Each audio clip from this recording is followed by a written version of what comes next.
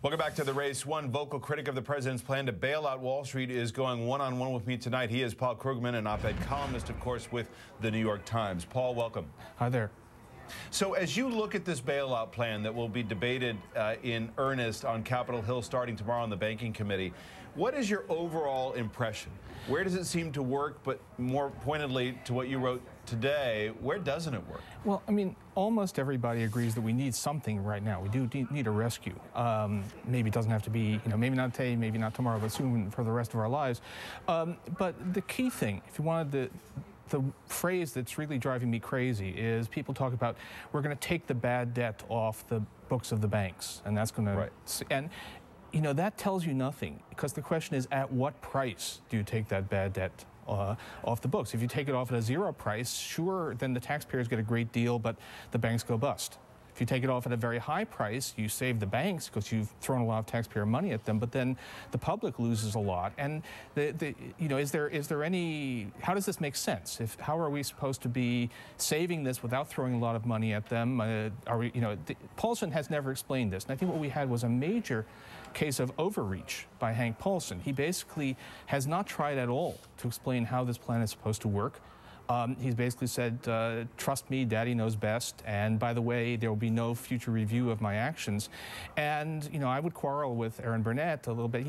He does not have a great track record. Actually, some people were better at him. So what we need is something where we have a plan to actually rescue the system, but taxpayers get some ownership in return. Well, let's talk about that, because this is from your column this morning, and we'll put it up on the screen so everybody can see. If the government's going to provide capital to financial firms, it should get what people who provide capital are entitled to, a share in ownership, so that all the gains, if the rescue plan works, don't go to the people who made the mess in the first place. But Mr. Paulson insists that he wants a clean plan.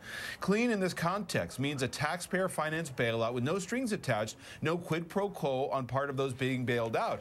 But Paul, are you saying that the era of big government is definitely over? That the government ought to have some ownership of these investment banks? Well, at least transitionally, right? Look, when the savings and loan industry fell apart, the government took over the banks. Then it sold off the bad assets, it recapitalized them, put in enough money to make them going concerns, and then it reprivatized them again. It's not that we want government running Wall Street forever, but if the government is going to pump in hundreds of billions of dollars, then it ought to have a stake in the upside here. And that, by the way, since I wrote that column, Senator Chris Dodd has come out with a plan which, on first read, looks like it's going a substantial direction, substantial distance in that direction. We actually can do that. And, this is what you do. People have been drawing parallels, saying, we rescued the savings and loans, and the Paulson plan is like that. The Paulson plan is not. The Paulson plan is, we're just going to throw money at this sector without anything accruing back to the taxpayer except the toxic paper, and we can do better than that. Let's look at a new ad from Senator Obama on the economy, and then I have a question about what voters should be looking for. Watch this. We've seen what Bush-McCain policies have done to our economy. Now John McCain wants to do the same to our health care. McCain just published an article praising Wall Street deregulation, said he'd reduce oversight of the health insurance industry too, just as we have done over the last decade in banking. Increasing costs and threatening coverage, a prescription for disaster. John McCain, a risk we just can't afford to take. So, Paul, we've got all the back and forth on this. Right. That's just from Obama. We have the back and forth from McCain as well. But we have a crisis that is very complex and that's unfolding in real time. So for voters, what is the leadership test on the economy from your point of view? Well, I don't think voters, realistically, they're going to be able to evaluate, the assertions and the plans. This is where, one of my beefs with Obama has been that I think he does this post-partisan thing too much. Really, all that you have to go on, or most of what you have to go on, is that there has been a difference between the parties here. Right? The Democrats are the party of more regulation, more oversight. The Republicans have beaten them up about that in the past. Who is it that you think is more likely to crack down on the kinds of Wall Street abuses that have taken place? The Republican Party, which believes that markets are right, or the Democratic Party, which believes that markets need to be watched over a fair bit.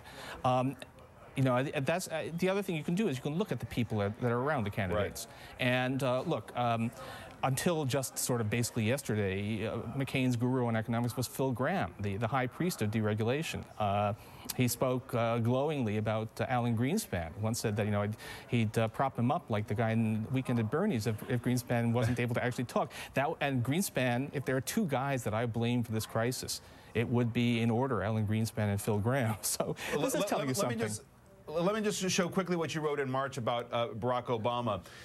More generally, I suspect that the Obama mystique, his carefully created image as a transformational, even transcendent figure, has created a backlash among those unconvinced that he's interested in the nuts and bolts of of fixing things.